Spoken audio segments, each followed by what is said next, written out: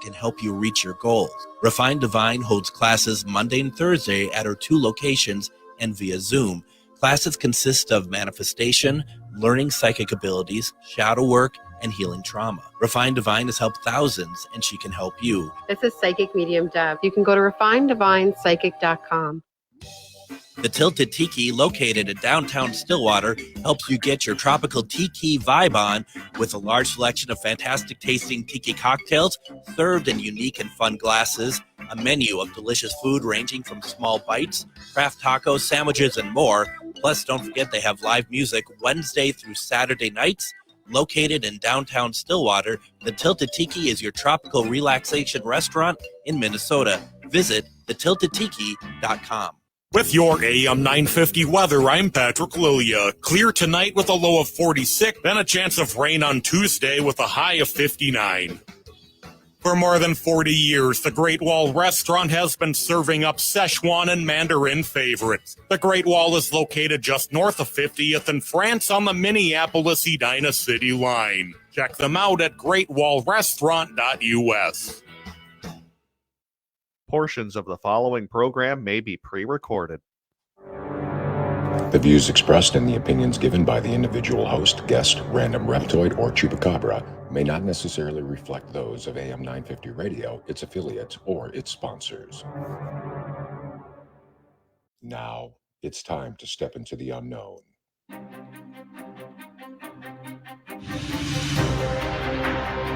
There are things people experience but never talk about. A shadow moving in the corner, flickering of the lights, a disembodied voice. We invite you to talk with us. Share your story, share your experience, because this isn't just your story. This is our story. This is Ghostbox Radio with Greg Bakken. And this is Ghostbox Radio on AM 950, where every night we talk about the paranormal, ufology, Bigfoot, and so much more. My name is Greg Bakken. Thank you for joining me on this fantastic Monday evening. It's Earth Day, which plays very well in our topic for tonight. And we're going to have a great show. I hope everyone had a great weekend. I spent the weekend, you know what it's like sometimes if you have like a small business, and I look at this show as like a small business. So I'm kind of like, how do we make things better? So I totally re-strategized my social media, how I do social media. Let's put it this way. I don't know if anyone noticed I'm on social media to begin with, thus the re-strategizing. But I have this Twitter account. I know it's X. I will never call it X. No. I have this Twitter account, and it's like no one knows I exist on there. I have some followers and stuff, so I'm starting to use it more. Feel free to go and check me out over on Twitter at MNGhostbox is my handle, whatever we call that these days, whatever the kids are calling it. I really don't know. But yeah, I mean, I spent some time working on that this weekend and figuring out and getting one of those social, like, schedulers. I got a couple of those to kind of try out and see if it works. And it's a lot of fun, but boy, is it a lot of work. And it's just, the best payoff is if somebody would go over and like something I put up there. That's all I'm asking for. I'm not asking for a whole lot. Just like something, please, for God's sake. But once again, over at Twitter at MNGhostbox, we're trying to have a presence over there in other places as well. So like we said, it's Earth Day. And I really felt there's no better way to talk about the Earth other than talking about the possible end of it. And, as this show goes, we never do things quite the way that it should be. So while people are talking about planting trees, we're going to talk about how people think the Earth is going to end, the stories that have been populated around that. And it's just... it's maybe it's one of those things, right, that you hear is like maybe what some of these stories have been from ancient beliefs might be able to stop us from doing it in the future. I don't really know. But we got back on with us Tim Rayborn, and Tim was with us around Christmas last year talking about all these wonderful Christmas traditions. Well, Tim writes about a lot of stuff.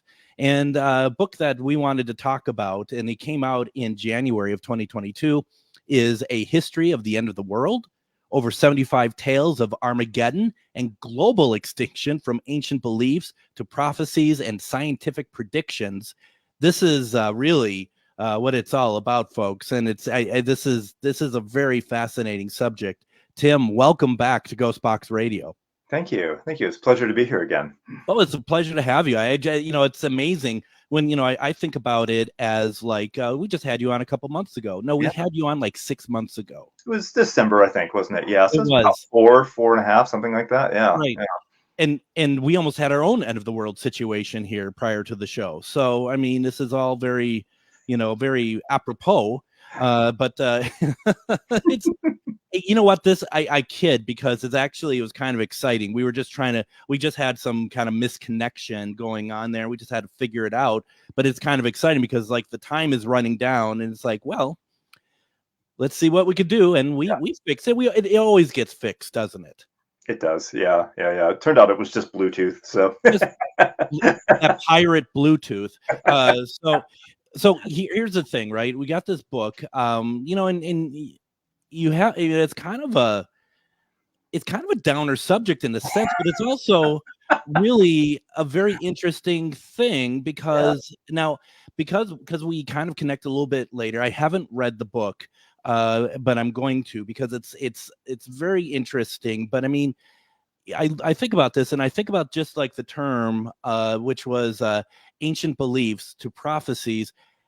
I'm curious how many of these kind of you read them and you think, well, that's just kind of silly, when we're looking at it from a modern perspective, or is that not the case at all?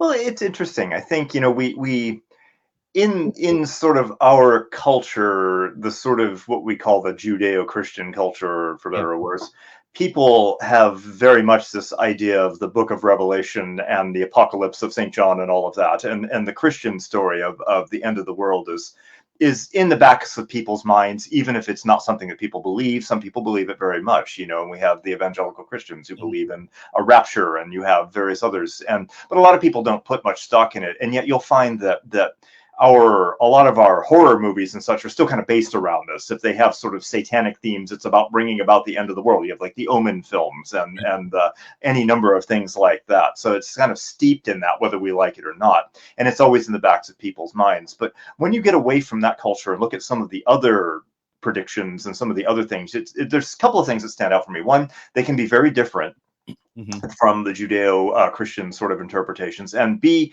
a lot of cultures have no concept of an end of the world at all. It's certainly not a global phenomenon by any means. There are many, many cultures that this is not a thing, that we've always been and we always will be. So the idea of it coming to an end, or perhaps they don't have an ending, but it's a cyclical thing. It comes to an end only to be reborn and start all over again in an endless cycle, which you would find, for instance, in Hinduism. You'll find that, yes, the timeline degrades and gets worse and worse until everything falls apart, but then it's rebirth out of the universal oneness and starts all over again in an endless cycle that never ends. So there's that as well. So you find a lot of cultures actually don't have this concept of a true end of the world at all, which is interesting because it's a very striking contrast to what we are probably used to in Western religious beliefs and other sort of cultural upbringing.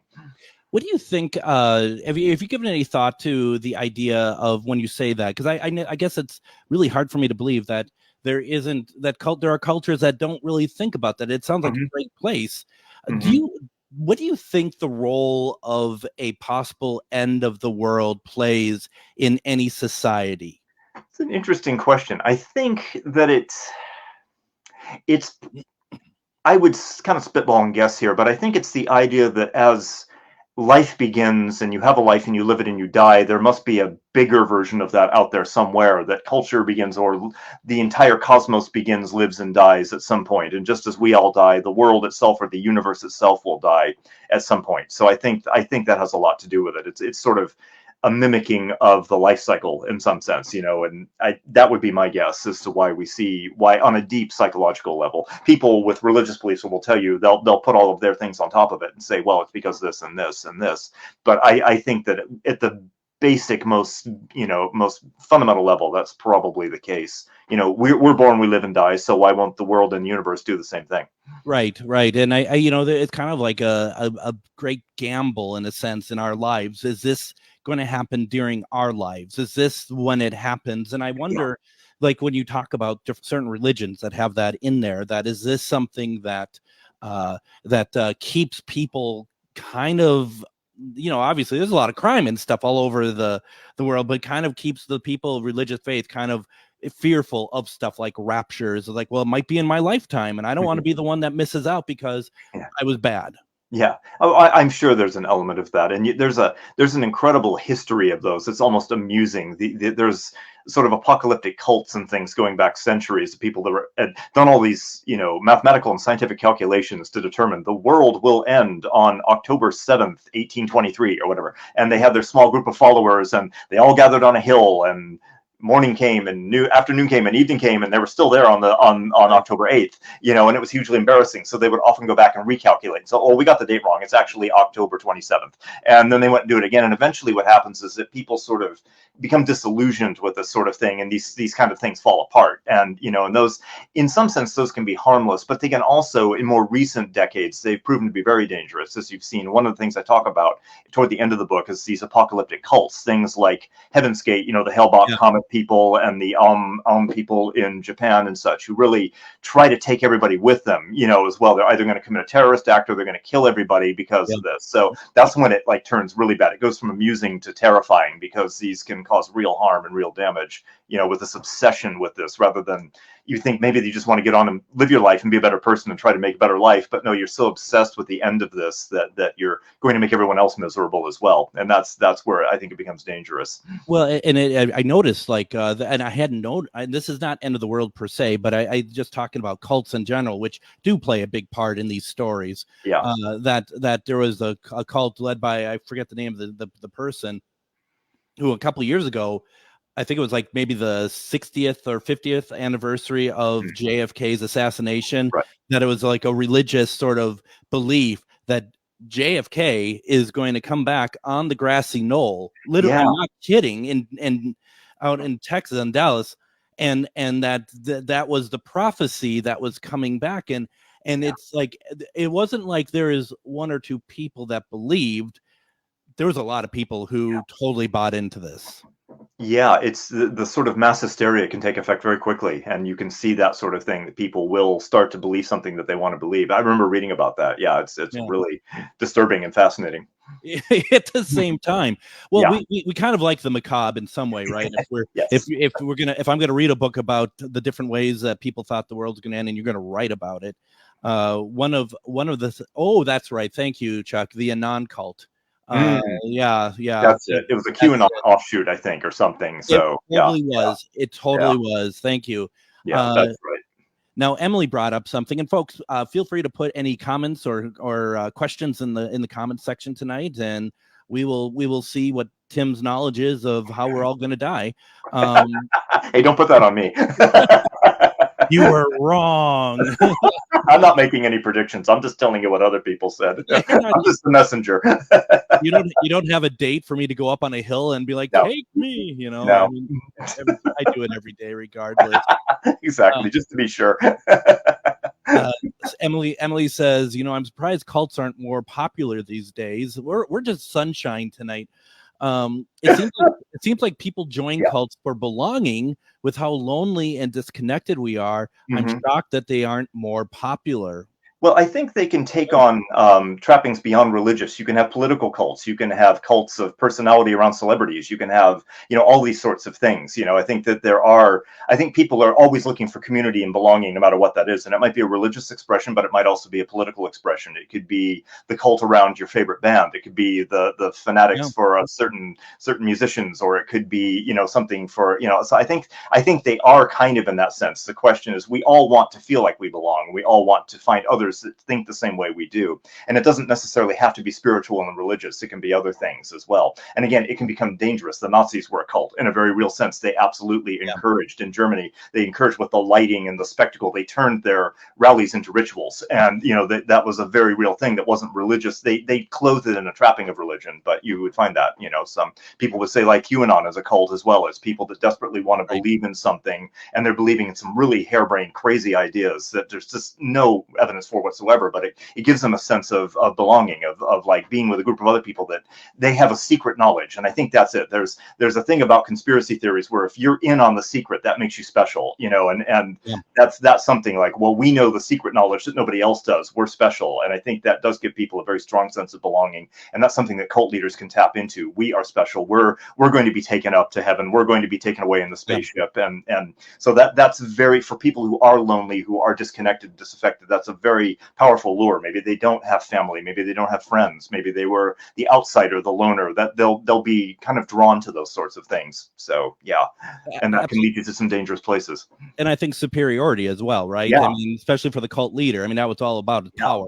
At Personality, cult of person, absolutely. They can abuse that power for anything from money to sexual favors to whatever they want, and get, yeah. And just so everyone knows, because we're going to move on from the cult topic here in a second, I am going to be doing a episode about Heaven's Gate in May. Oh, okay. I have an author on that Cool. we're going to be talking about it. So absolutely, I'll tune in for that. Yeah. But one thing, and we're gonna go to break here in a couple minutes, but I do want to say one thing that really stands out to me as far as like 21st century, as far as we're all, the world is going to end, and this is one that Emily brought up, was the Mayan Mm-hmm. calendar.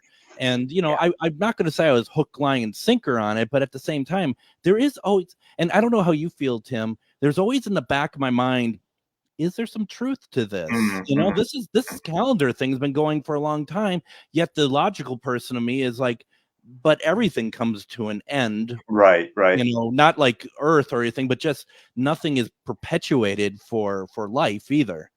My understanding about the Mayan calendar is that what I've read from some Mayan scholars is that people misinterpreted what it was actually supposed to be. First of all, it wasn't necessarily 2012 because there were various other years it could have been. Sure. But the understanding is that it was an end of a calendar, but it was an end of a calendar in the way that December 31st clicks over to January 1st. It didn't mean the end of everything. It just meant, well, that cycle is ended and now we'll start the cycle over again. Kind of, as I was saying, like in Hindu belief, you have these vast amounts of time, the yugas, which we are now in the Kali Yuga, which is the last one, but they can take hundreds of thousands of years before it completes. So these what is it, the Baktun, I think they're called in Mayan belief, they're long. The periods are like 6,000 years, I think, or something. I might be wrong about that, but it just simply means it clicks over to the next one. It isn't the end of the world, it's the end of the calendar. And I think that there was, like, I remember reading something from a Mayan historian or scholar that said people got that wrong. They didn't understand that, but it was the end. There was nothing after it, so people assumed that must be the end of the world, when no, they just didn't need another calendar because it clicked back over to the beginning again. So it was that's my understanding. And I would suppose that this is something, like, I think about the fact that very few major media outlets would have a balanced look at it. It was all about the sensationalization of what this is, of course, and that really, I mean, that just adds to, I don't want to call it hysteria. Maybe it was hysteria, but it's wrong information. It's not giving a full picture, and that's I think that probably plays in some form in probably almost all of these stories. Yeah.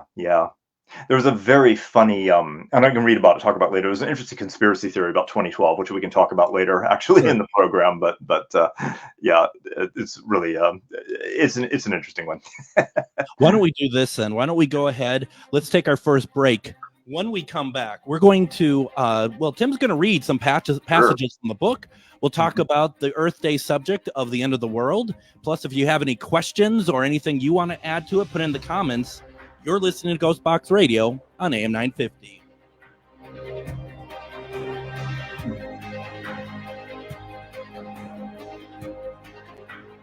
Are you one of thousands of individuals who know you have psychic abilities but don't know how to tap into your higher self? Refined Divine is an extremely gifted psychic medium who offers classes that can help you reach your goals. Refined Divine holds classes Monday and Thursday at her 2 locations and via Zoom. Classes consist of manifestation, learning psychic abilities, shadow work, and healing trauma. Refined Divine has helped thousands, and she can help you. This is Psychic Medium Deb. You can go to refineddivinepsychic.com. Greg Bakken here. Like you, I love good, fresh, delicious food. So I want to tell you about this treasure in Roseville called Maverick's Real Roast Beef. Maverick's has the best roast beef sandwiches I've ever had. Made fresh every order. Add fries or onion rings dropped in the fryer when ordered, and you have a winning combination. Maverick's Real Roast Beef has a lot more than roast beef, so check out their website, mavericksbeef.com, or check out their restaurant on Lexington in Roseville. Did you know that spiritual awakening is not all love and light? Surprise! Inner demons, ego deaths, and tower moments are on the horizon. But while life might hand you some harsh lessons, we've got the antidote to soothe your weary soul. Why not try a dragon's blood bath? Or schedule a Reiki aura repair? With books, herbs, talismans, candles, and more, we put the Shazam in shadow work. Visit Magus Books at 1848 Central Avenue Northeast in Minneapolis or magusbooks.com. The Tilted Tiki, located in downtown Stillwater, helps you get your tropical tiki vibe on with a large selection of fantastic tasting tiki cocktails served in unique and fun glasses, a menu of delicious food ranging from small bites, craft tacos, sandwiches, and more. Plus, don't forget they have live music Wednesday through Saturday nights. Located in downtown Stillwater, the Tilted Tiki is your tropical relaxation restaurant in Minnesota. Visit thetiltedtiki.com. Reach your highest level of consciousness and well-being with metamorphosisconnections.com. Metamorphosisconnections.com is an online directory of the best holistic and metaphysical practitioners to help you make your most informed choices. You can search metamorphosisconnections.com for classes, events, wellness and life coaches, plus metaphysical products and shops.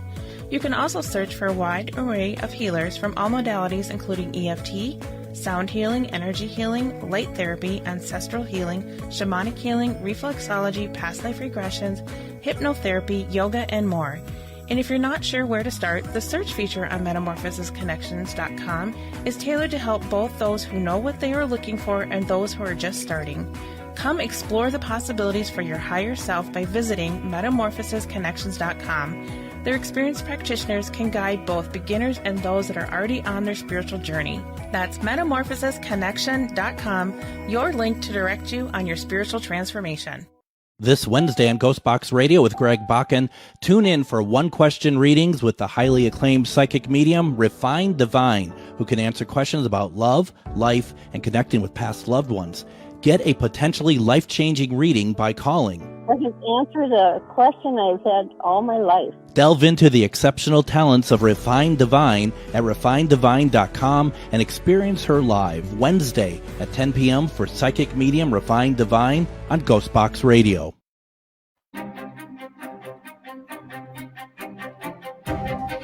And I just want to let everybody know that Ghost Stories and Beyond returns to Billy's Bar and Grill on May 1st at 6:30 p.m. Join us in the basement of this wonderful restaurant as we're going to play some spirit recordings. And that's always a lot of fun, whether it's EVPs that we've received or pictures that we've taken or pictures and other audio that we like from other locations. We're going to play those on Wednesday, May 1st. Please come out and see us. Don't forget, at Billy's, they have delicious food. They have drinks. $10 to get in for our presentation. That does not include food or drink, but come on down, have a good time. We love doing this. We love meeting people and talking about spirit communication. So come on out and see us. It's going to be a lot of fun. Welcome back to Ghostbox Radio, and happy Earth Day to everybody. We have on with us author Tim Rayborn. We are talking about his book, A History of the End of the World, over 75 tales of Armageddon and global extinction, from ancient beliefs to prophecies and scientific predictions. This book is available on Amazon. So please go out there, check it out, get the book, read it, give us your thoughts on it as well. Obviously not before the end of the show, but you know, I mean, maybe. I mean, there's speed readers, right? I don't know. Buy it in the middle of the show. That's fine. You can download it on. It's probably on. I believe there's an ebook. You can just download it and start reading right now if you want. I contend that my listeners are very smart, so you know, I'm not backing down from the statement. You know, if you read it in the next 30 minutes, let us know what you think. Just don't point out any typos, please. Yeah. Exactly. But we've man, this is an interesting conversation. And in the comments, Chuck had also put in there, he just even mentioned like Y2K, and I it's funny how we have these moments, but we some of us forget about them really quickly once they pass, don't we? Yeah. Yeah, it's interesting. Remember the Y2K panic? That was, and the thing is, it was actually a genuine concern. The reason that it ended up being kind of a nothing burger in the end is because lots of engineers did a lot of work behind the scenes to make sure that it wasn't. So if they'd done nothing, it probably would have caused. Now, it would not have caused the meltdown of civilization that some people were predicting, but yeah, there was a lot. There were a lot of problems behind the scenes that I remember. I knew some engineers. I was working in technical writing at the time, and I remember some engineers talking about all the work they had to do things over. So it was a kind of concerted effort that actually brought it to the status of where it was nothing more than minor glitches. But it could have been it would not have been a civilization-ending event, but it could have caused some real headaches and problems for people, very definitely. Yeah. I've seen people in the comments here talking a little bit about it. Emily said that she fell for it hardcore. I think a lot of people did. There's nothing wrong. I'll tell you though, I remember I was sick as a dog. So I but if I wasn't, so I could have all obliviously happened to me and I'd have no idea, but I was supposed to actually, because I work in production, television production, I was actually supposed to go down to Paisley Park and do camera work on a live show for Prince. Okay. That would have been cool, but nope, I was sick and that was the end of that. So there you go. Yeah.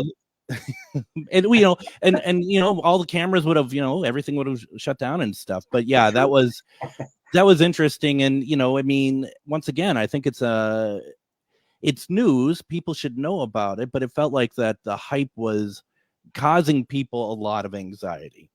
Yeah, and there's going to be opportunists. There were so many books. I remember in the second half of 1999, the number of books for how to prepare and how to purify your own water and can your own food and all of this. There were so many of those things showing up in bookstores everywhere that, a lot of people were taking advantage of that and writing, rattling off quick sort of things, or they had websites and such. So there was a lot of money to be made on that sort of thing. Definitely. Well, and Emily says that she was 12. She's like, 'cause I was 12. So, I mean, and here's the thing. I remember when I was, 9, 10 back in the 80s, I think the film was called The Man Who Could See Tomorrow or something like that. Yeah. Orson Welles talking about Nostradamus and talking about how I took that as gospel. I took that as like, we're screwed and the 90s are going to be, we're not going to get past the 90s. Yeah. It actually really affected me. And those are things that, I don't know if there's a responsibility for people because it is what it is. It's not their fault that I'm taking it so seriously, but it affected my life. I'm not going to lie. Oh yeah. Nostradamus is one of those that definitely has, lots of people have milked his stuff for a lot of money over the years. And the fact is that they're deliberately cryptic and they don't necessarily, so much you'll find with a lot of these things, and this goes all the way back to ancient times, is that so-called predictions of the future are often commentaries on the political situations of the time.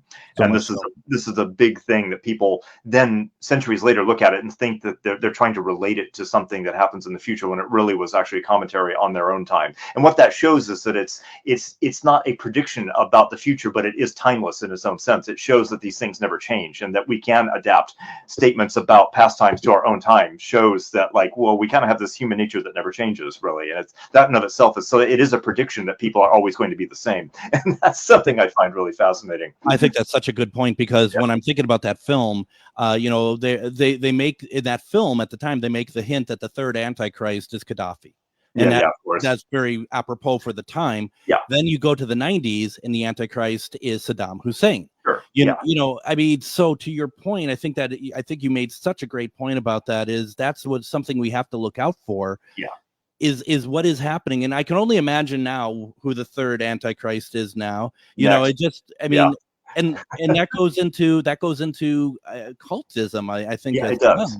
It does, yeah. And again, all of that is not, again, lots of people follow about, there's nothing biblical about that. It's just something that somebody made a statement about. And it was pretty common in the Middle Ages and Renaissance to call your enemies sort of enemies of God or antichrists. So that kind of thing was very popular. So Dante did it throughout the entire Divine Comedy. He spent as people joke, that's like, it's a self-insert fan fiction of him and Virgil basically criticizing everybody he doesn't like, and it takes on this kind of thing of all of these theological trappings, but it's really just him making commentary on the terrible situations in Italy in his time. So, there's a lot of that kind of thing that happens. And some people do it in fiction, some people do it in predictions, there's that sort of, and even going back to biblical times as well, a lot of people look at, and this is something a lot of people are quite shocked to hear, but a lot of the revelation things in the book of Revelation aren't predictions of what happens in the future. They're actually statements through coded language of things that were happening to Jewish Christians, or Jews and Jewish Christians in Jerusalem under Roman occupation. So, and people often don't realize this, that the beast and such actually refers to the Roman Empire. Now, it can be taken out of that context and put into any era, but it's actually referring to oppressive governments, to people that, and that's what was happening. Their world was coming to an end. The temple had been destroyed. Masada had been taken. There was no more Israel. So, of course, it was the end of their world. Absolutely. In a very real sense, it was the end of their world, but it wasn't the end of the world. So they started using these coded languages, looking back to their own history, to talk about the end of the world as they saw it. And this is something with a lot of predictions really are these kinds of things. They use coded language and mythic imagery to describe things in their own time that are applicable to all times in some ways, but it's not a specific prediction of a future event. It's so interesting. Yeah. God, that's so interesting. Once again, folks, if that doesn't whet your appetite to get this book, the book is called A History of the End of the World, over 75 tales of Armageddon and global extinction, from ancient beliefs to prophecies and scientific predictions. The author and our guest tonight is Tim Rayborn. You can get it through Amazon. Chuck had mentioned that I should put it on my Ghostbox book club link. Amazon cut me off. I can't. You can also buy it at Barnes & Noble or Books A Million or any of those other places. Any online retailer will have it. So it's through HarperCollins, so it should be available anywhere. Now, Emily asked a question. Order question. Your local bookstore. Emily asked the question, do you have a favorite doomsday story that you've come across? And also, because we want to hear you read some stuff. Do you have anything that kind of correlates into that question that you would like to read? Yeah, I have a bunch. I actually selected some things from the book, and I tried to avoid, I talk about all the usual things. We have climate change, asteroid impacts, nuclear war, pandemics. All those are kind of things we're familiar with. There's some really interesting ones, both in myth and in science and stuff, which some people don't know as much about. One of my favorites, of course, and I think that it's something that it's overused these days, is the Norse Viking story of Ragnarok, which is something you hear all the time in Viking metal and on TV shows and such. And people just assume that the Vikings and the Norse people lived with this myth of an end of time that would be consumed by fire. The interesting thing about it is that we don't have a lot of evidence that this was believed outside of Iceland at all. There's the Anglo-Saxons and the Germans who shared the same gods, the same beliefs. They have no reference to this whatsoever. Mm-hmm. There's a smattering of things possibly in Norway and Sweden that allude to it, but it's built in these days in pop culture as the thing that is absolutely inextricable to Viking belief, and all Vikings wanted to die in battle to go and be in Valhalla with Odin so they could fight in Ragnarok. And there's really not a lot of evidence for that. This is kind of like a modern interpretation based on 13th century Christian interpretations of something that they didn't really understand. And a lot of the theory is that the Ragnarok belief itself, that the world would end in fire, actually comes from their geography, from seeing the explosions of the volcanoes. And their creation myth also was the mingling of ice and fire. Well, what happens in Iceland? The lava flows down to the ice and the glaciers, and you have a mingling of ice and fire. So it's both creative and destructive. So I find that absolutely fascinating, that this thing that is so inextricably bound up with Viking culture and Norse culture really probably wasn't widely believed at all, at least not until maybe the 10th, 11th century when Christians started interpreting it. And they wanted to interpret it in view of their own apocalyptic, sort of things as well. So, when you start digging into these things, you find some interesting facts like that, which I found really amazing. I'm sure. Yeah. Did you want to read something? Sure. Well, I have a bunch of selections here. Let me pull up one. There's an interesting one, the Hopi prophecies, if we're going to look at ancient myths and prophecies. Sure. And those are rather unsettling, it must be said. and I have about 6 to 8 minutes before I need to go to break. Sure. It won't take that long. No. Yeah, let me put on my reading glasses here. I'm getting too old. The world may be ending, but I still need my reading glasses. So the native Hopi of Arizona have some interesting, what they call the 9 signs of the end of the world. Now, some people think that these were things that they developed later after the coming of the Western settlers, the coming of American settlers, but some say that they may have existed prior. They're absolutely fascinating. So the Hopi of Arizona have one of the more detailed sets of predictions about what is to come during the run-up to the end of the world. These prophecies have been made, as far as we know, before the arrival of European settlers, and some are rather disturbing, to say the least. The Hopi believe that there are 4 ages to the world. The first was destroyed by fire, the second by ice, the third by a great flood. We are now living in the 4th and final age, and the signs that it will soon end are all around us. Although there are different beliefs and traditions that the Native American peoples have not shared with outsiders, most agree that there are 9 signs of the coming end. 1. Light-skinned invaders will arrive. Well, yes, obviously. 2, there would be spinning wheels filled with voices. Maybe this is the settlers in their covered wagons gathering in long trains as they traveled west. 3, an unusual animal like the bison but with different horns would appear on the plains. Settlers brought large numbers of European cattle with them. 4, the land will be visited by snakes of iron, possibly a reference to trains.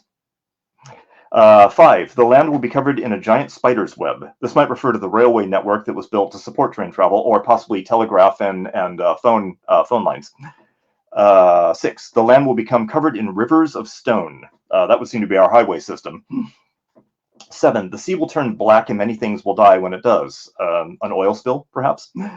8, young people of other lands and peoples would want to learn about the Hopi and their native wisdom. There's certainly been a growing interest in the teaching of Native Americans and other indigenous peoples around the world in the last 50 years. 9, the final sign is that people would live in the sky, but this home would eventually crash into the earth, looking like a star landing in the sky. Now, is that an International Space Station? Is that a space shuttle? Is that something? So after this last sign, the beginning of the end will commence. There will be war, destruction, misery, and death, and everyone will have to cooperate just to survive. So it's fascinating. You know, you look at this and it's, was this informed by Western settlers or did they make these predictions beforehand? We don't really know. Well, and it's interesting too, because if say that it was, if they made those predictions themselves, they saw this, did they see it actually contributing to the end of the world, or is it just that it's so scary to them that this is stuff that they're thinking that it's obviously this is going to be the end because of all these atrocities that are happening?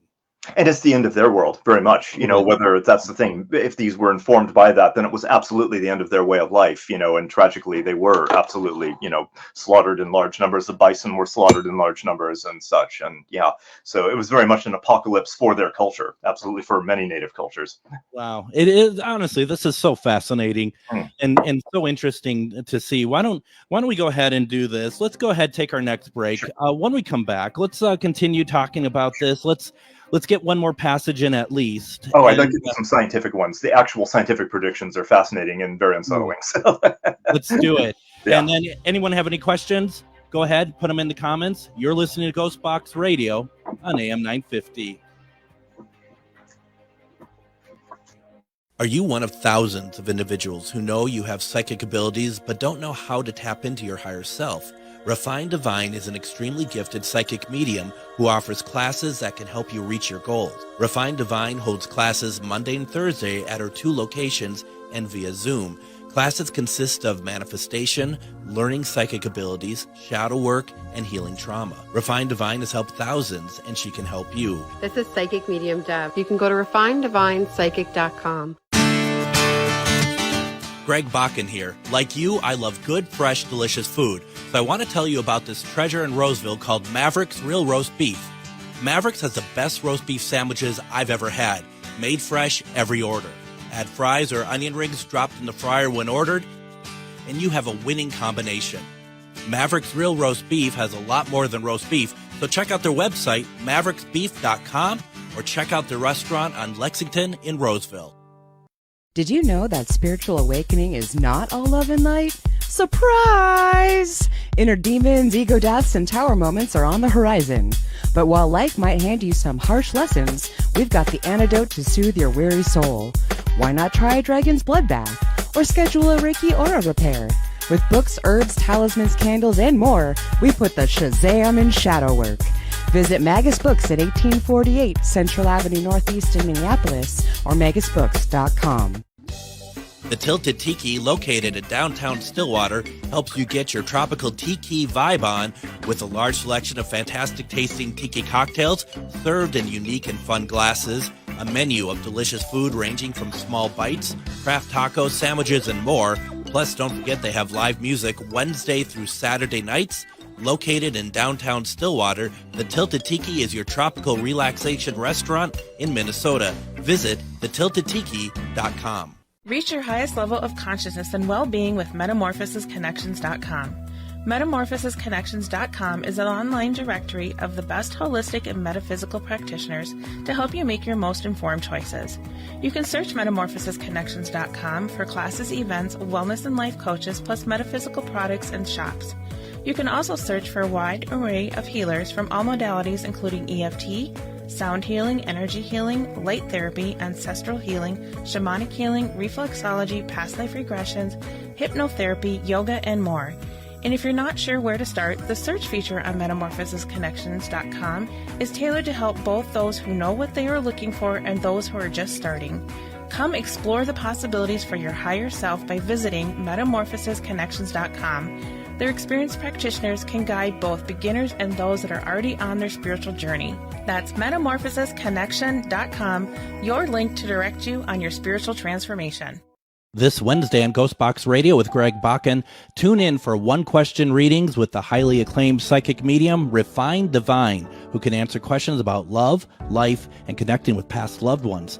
Get a potentially life-changing reading by calling. I can answer the question I've had all my life. Delve into the exceptional talents of Refined Divine at refinedivine.com and experience her live Wednesday at 10 p.m. for psychic medium Refined Divine on Ghostbox Radio.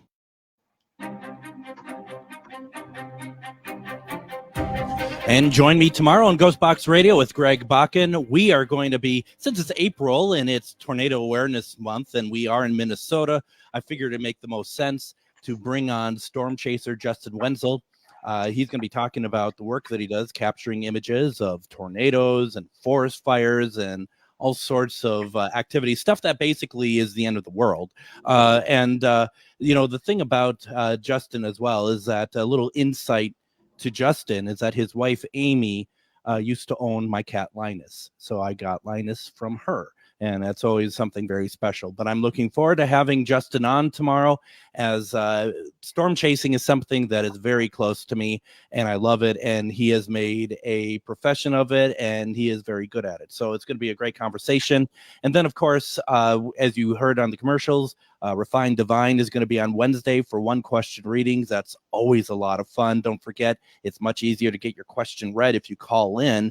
And then Thursday, we're going to replay an episode with Meg Bartlett about a nightmare interpretation.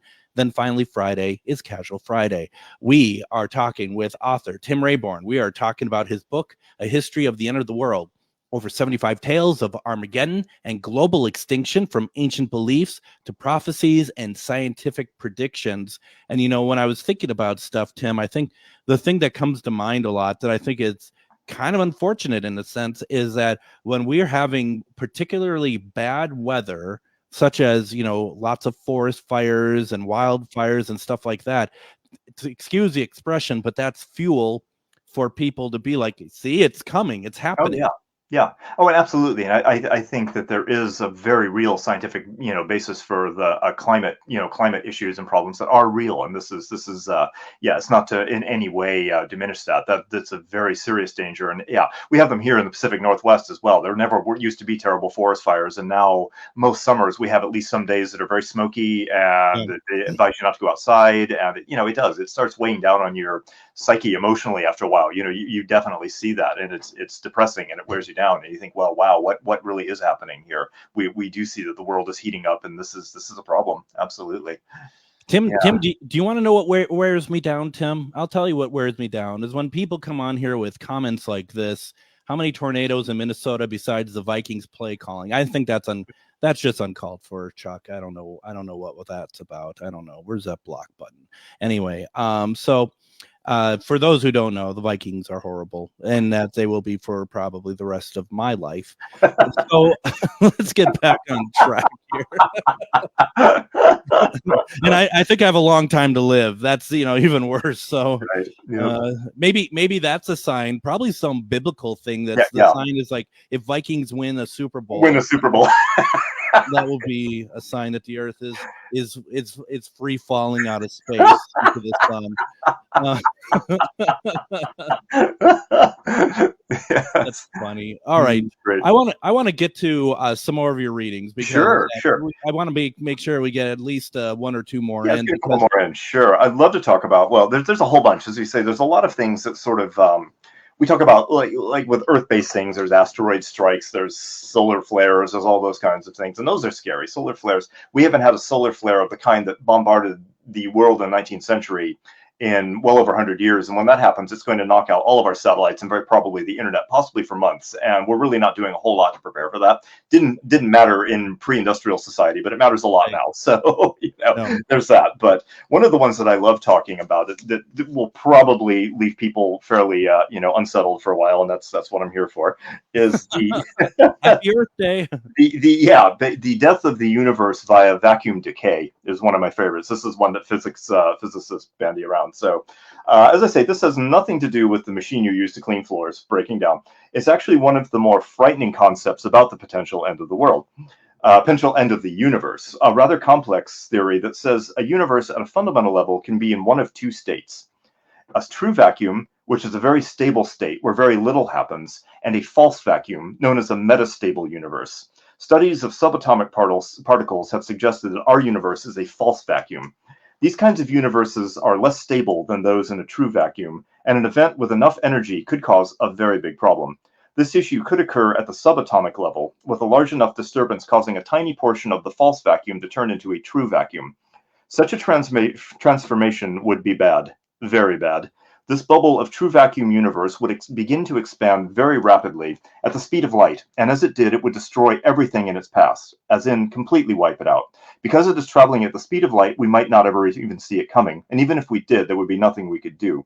One of the more terrifying thoughts is that this might have already happened somewhere way out in the universe, and the bubble is expanding even now, destroying everything as it grows. Of course, the universe being as big as it is, it would still take billions of years for the bubble to expand far enough to wipe out all the stars and galaxies, but it could be out there somewhere hurtling toward us. Because the light of distant galaxies is only reaching us now, those galaxies could have been destroyed millions of years ago, and we just don't know it. There's an area of space called the Bootes void that is mysteriously has almost no galaxies at all. Its center is more than 700 million light years away, and no one knows for sure why this area of space is so empty. Is an expanding true vacuum bubble out there wiping out galaxies as it grows? It's a scary thought, though not believed to be too likely. Most scientists think the chance of a true vacuum could actually expand in our universe is low.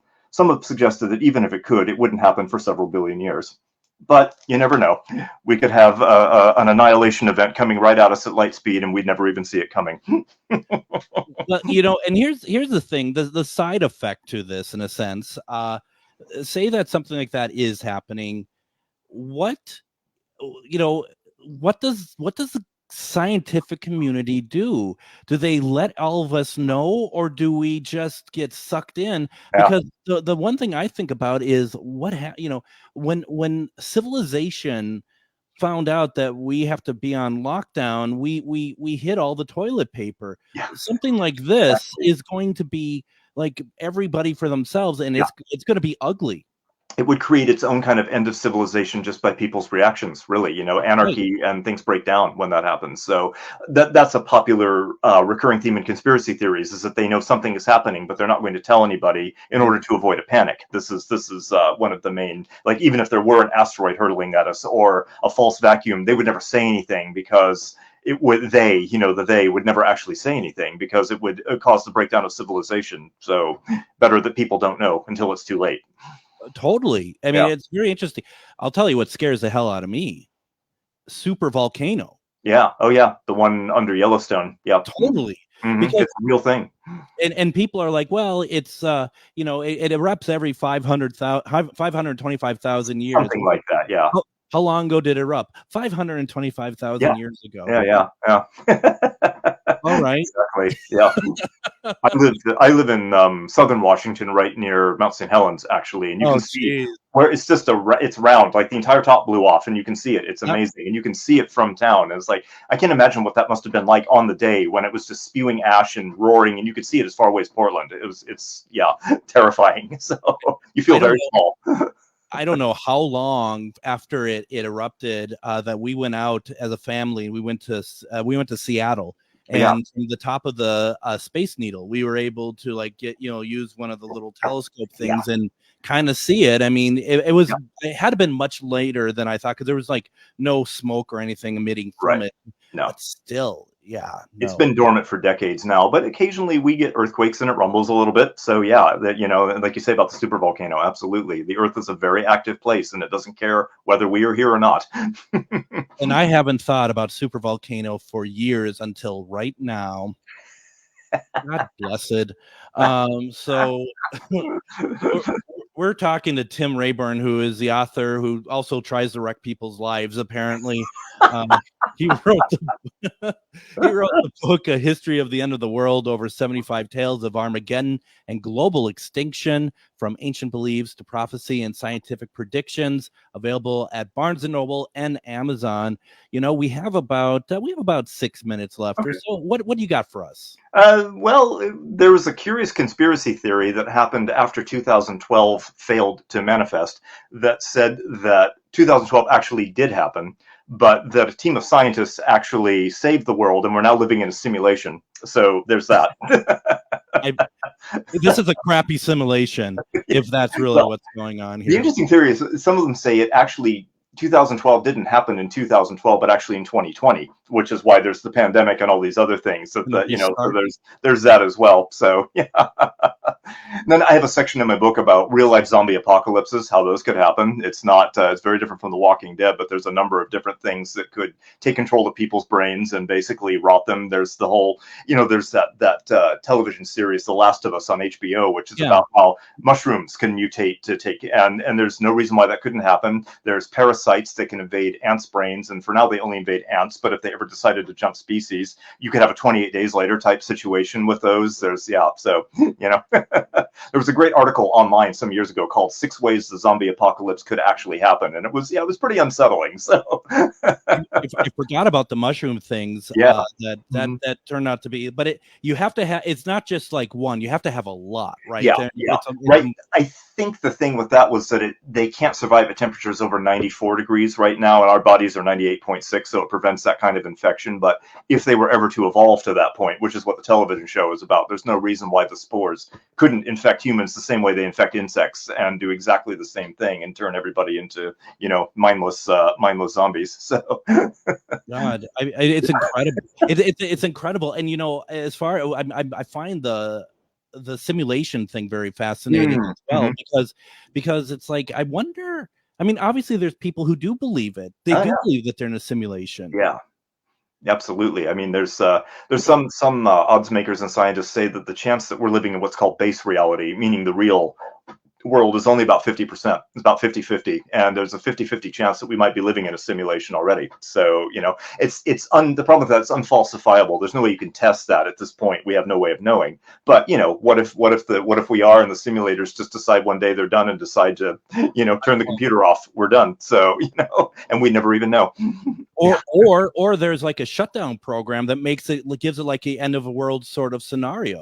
Sure. You have to start over, like you were playing the old Sim City games and things, and you could like bring disasters in with a push of a button, basically, Seems like that's kind of happening these days. So I loved playing Sim City, and I bypassed it. So you're not playing the game, you're just building stuff and destroying stuff. Yeah. And you think to yourself, that's what a lot of some of these programs are based off, that there's like some sort of meta level to this, that we actually did create life during this game, and we are playing God. Is someone doing that to us right now?